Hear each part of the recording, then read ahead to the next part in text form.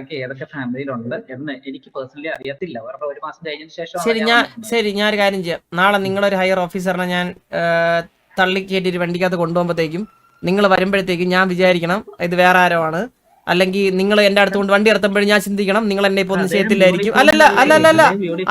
അല്ല സാറേ ഞാൻ അങ്ങനെ ചിന്തിക്കാം.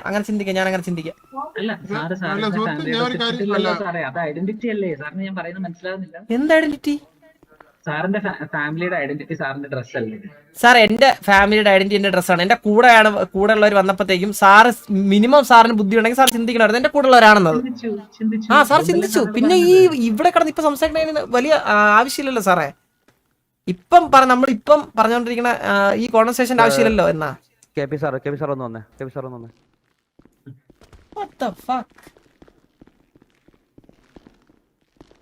ഛത്രജാരിക്കാർ ചോദിച്ചോട്ടെ, അവിടെ നിന്ന് വന്ന് നേരെ ഇവിടെ വന്ന് സംസാരിച്ചിട്ടുണ്ടെങ്കിൽ എന്താന്ന് വെച്ചാൽ ഇവിടെ ചെയ്തിട്ട് പോയി കൂടെയായിരുന്നു.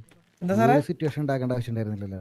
അതാണ് നിങ്ങളെ എനിക്ക് നിങ്ങളടുത്ത് പറഞ്ഞ എനിക്ക് അല്ല, നമ്മുടെ ഭാഗത്തുനിന്ന് ഒരു കാര്യം ഞങ്ങൾ ചോദിക്കട്ടെ. കാരണം വെച്ചാൽ നമുക്ക് ഒരു പ്രൊസീജിയർ ഉണ്ട്. നമ്മുടെ വണ്ടി എടുക്കാൻ ശ്രമിക്കുന്ന ഒരാളെ ഞങ്ങൾ കഫ് ചെയ്യും. ഇതിപ്പോ ആരായാലും അങ്ങനെയാണ് ഒരു പ്രൊസീജിയർ ബേസ് ചെയ്തിട്ട് ഞങ്ങൾ സംസാരിക്കും.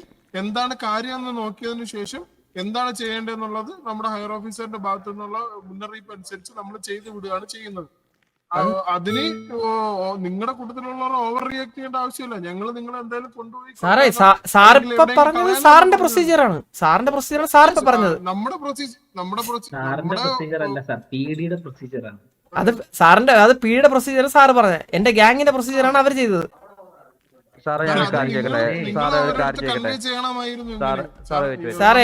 സാറേ എന്നെ കഫ് ചെയ്ത് എനിക്ക് എങ്ങനെ കൺവേ ചെയ്യാൻ പറ്റും സാറേ? ഈ സാറിന്റെ അടുത്ത് പറഞ്ഞ അതിന്റെ അകത്തിരുന്ന്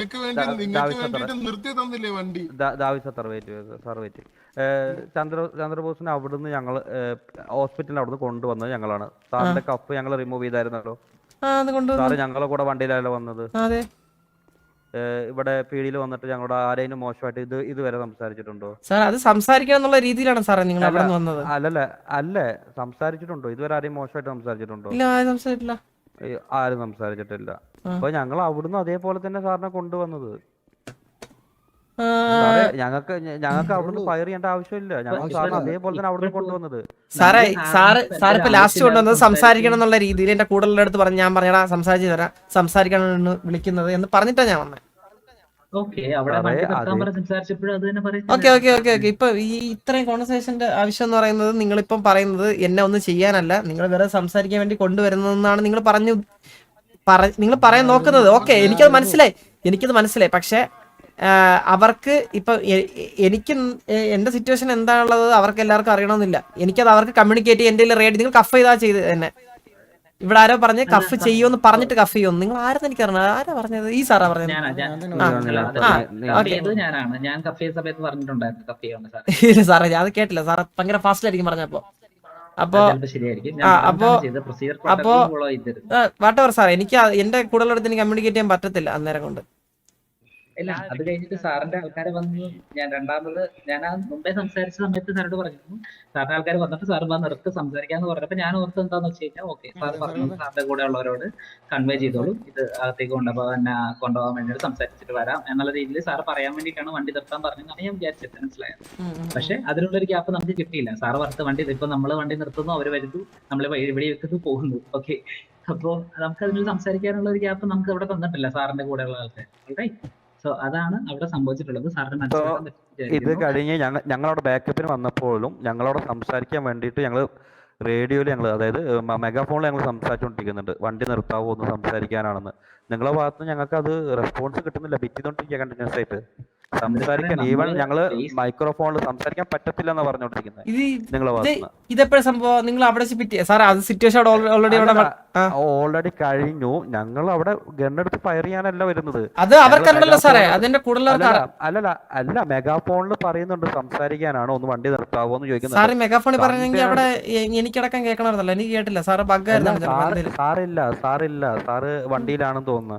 സാറ് വണ്ടിയിലാണ് തോന്നുന്നു. ഞങ്ങളെ പിറ്റ് ചെയ്തോണ്ടിരിക്കുന്ന, അതായത് സാറ് അവിടെ ഡൗൺ ആയതിനു ശേഷം ഇല്ല അങ്ങനെ സാറേ അങ്ങനെ ഒരു മെഗാഫോണിന്റെ ഒരു സംസാരം ഞങ്ങളവിടെ കേട്ടില്ല.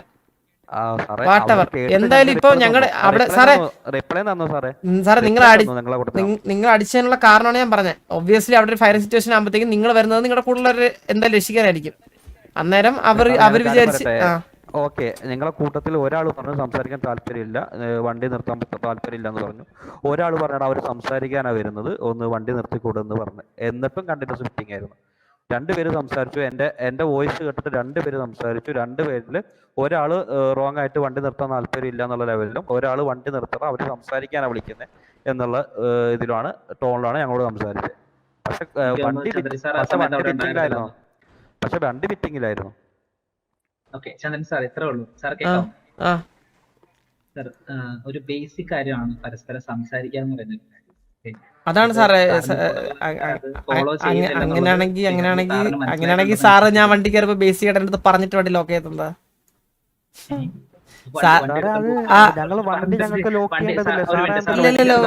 ഒരു കാര്യം സാറേ നോർമലി എല്ലാ പിടി അങ്ങനെ ചെയ്തോണ്ടിരുന്നത്. പിന്നെ നിങ്ങൾക്ക് ഇപ്പൊ എക്സ്ട്രാ കുറച്ച് ഫിറ്റിംഗ്സ് കിട്ടിയതുകൊണ്ടാണ് നിങ്ങളിപ്പോ ഇങ്ങനെ ചെയ്യുന്നത്. നിങ്ങൾ ചെയ്യുന്നത് തെറ്റാണെന്നാണ്. നിങ്ങൾ ചെയ്ത് തെറ്റൊന്നല്ല സാറേ. നിങ്ങൾക്ക് ഉള്ള സംവിധാനം ഞങ്ങൾക്ക് താ സാറേ. ഞങ്ങളുടെ വണ്ടി അത്ര സേഫ് ആയിക്കോട്ടെ സാറേ.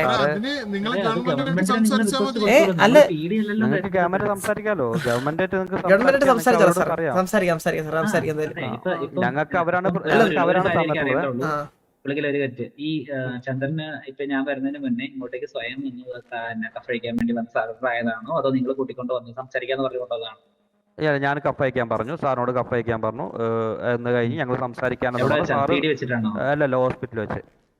ഹോസ്പിറ്റലിൽ എത്തിയപ്പോൾ നമുക്ക് EMS വിളിച്ചായിരുന്നു. ചന്ദ്രബോസ് എന്ന പറഞ്ഞ ആള് ഡൗൺ ആണ്, അപ്പൊ ആള് റിവൈവ് ചെയ്യാൻ വേണ്ടി വന്നായിരുന്നു. റിവൈവ് ചെയ്യാൻ പറഞ്ഞു. എന്നെ നിങ്ങളെ നിങ്ങൾ എന്നെ ചെറിയ വ്യത്യാസമുണ്ട് സാറേ. രണ്ടിടത്ത് നടന്ന സംഭവം രണ്ട് വ്യത്യാസമുണ്ട്. ഒന്നാമത്തെ സംഭവം നിങ്ങൾ ആദ്യം എന്നെ അവിടെ നിന്ന് കഫ് ചെയ്താ കൊണ്ടുവന്നെ. പക്ഷെ പീഡിയിൽ വന്നിട്ട് നിങ്ങൾ സംസാരിക്കണം എന്ന് പറഞ്ഞാ കൊണ്ടുവന്ന. രണ്ട് വ്യത്യാസമുണ്ട് സാറേ. അല്ല അത് കുഴപ്പമില്ല, അത് മനസ്സിലായി. ഞാൻ ചോദിച്ചിട്ടുള്ളൂ. രണ്ടാമത് ഇപ്പൊ വന്നത് സംസാരിക്കാന്ന് പറഞ്ഞാണോ കൊണ്ടാ? അതെ. അപ്പൊ അങ്ങനെയാണെങ്കിൽ സാറിന് ഞങ്ങളുടെ ഭാഗം ക്ലിയർ ആയത് സാറിനോട് വിചാരിക്കുന്നു, സാറിന് മനസ്സിലായെന്ന് വിചാരിക്കുന്നു. ഓക്കെ, സാറിന്റെ കൂടെ ഉള്ളവരോട് ചെയ്ത് എന്താണെന്ന് സാറിന് മനസ്സിലായെന്ന് വിചാരിക്കുന്നു. സാറിനെതിരെ ഞങ്ങൾ വേറെ ചാർജസ് ഒന്നും പ്രസ് ചെയ്യുന്നില്ല. സാറിന് പോവാം. Okay, thank you sir. Sir ദയവ് ചെയ്തിട്ട് കാര്യം പറയുവാണ്. ദയവ് ചെയ്തിട്ട് PD വെഹിക്കിൾ ഇങ്ങനെ എടുത്തിട്ട് ഇതിങ്ങനെ ഇത് ചെയ്യരുത്. ഞങ്ങൾക്ക് ഇവിടുന്ന് ഗവൺമെന്റ് തന്ന കാര്യങ്ങൾ മാത്രമാണ് ഞങ്ങൾ ചെയ്യുന്നുള്ളൂ. അല്ലാത്ത വേറെ ഒന്നും ഞങ്ങൾ ചെയ്യുന്നില്ല. ഒരിക്കലും ഒരു മാസമായിട്ടും അല്ലെങ്കിൽ സാറ് പറഞ്ഞ ഷോ കാണിക്കുന്നതായിട്ടും അല്ലെങ്കിൽ OP ആയിട്ടൊന്നും സാർ കരുതരുത്. ഓക്കെ സാർ, ചില കാര്യങ്ങൾ അങ്ങനെ ഫീൽ ചെയ്യും സാറേ, മനസ്സിലായില്ലേ? തന്ന കാര്യങ്ങൾ മാത്രമാണ് ഞങ്ങൾ ചെയ്യുന്നുള്ളൂ. ഞാനിവിടുത്തെ അത്ര വലിയ ഓഫീസറല്ല, പക്ഷെ എങ്കിൽ പോലും എന്റെ കയ്യിൽ നിന്ന് ഒരു വണ്ടി മിസ്സായി പോയി കഴിഞ്ഞാൽ എന്തുണ്ടാവും അറിയോ? എന്റെ ജോലി പോവും. വണ്ടി എടുക്കാൻ നടക്കണം, അതല്ലേ സാറ് ചെയ്യേണ്ട ജോലി. അതാണ് പറഞ്ഞത്. അപ്പൊ അതിന് വേണ്ടിട്ടാണ് നമ്മളത് എന്ത് ചെയ്യണത്, ആ സംഭവം വീൽ ക്ലാമ്പ് ഒക്കെ ഇട്ട് വെക്കണത്.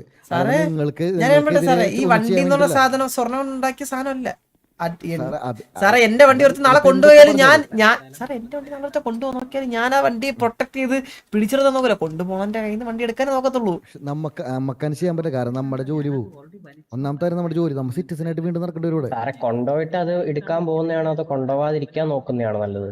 എന്താ വണ്ടി എടുത്തോണ്ട് പോയിട്ട് അത് നമ്മൾ തിരിച്ച് എടുക്കാൻ നോക്കുന്നതാണോ നല്ലത്, അത് എടുത്തോണ്ട് പോവാതിരിക്കാൻ നോക്കുന്നതാണോ നല്ലത്? അത് ലോക്ക് ചെയ്ത് കഴിഞ്ഞാൽ വണ്ടി എടുക്കാൻ പറ്റത്തില്ലല്ലോ സാറേ. നോർമലി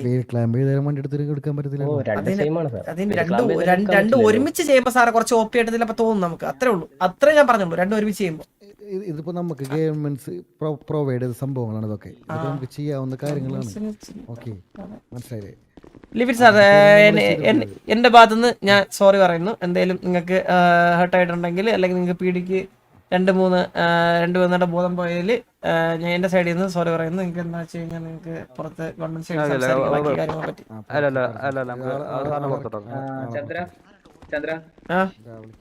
കേക്കാം.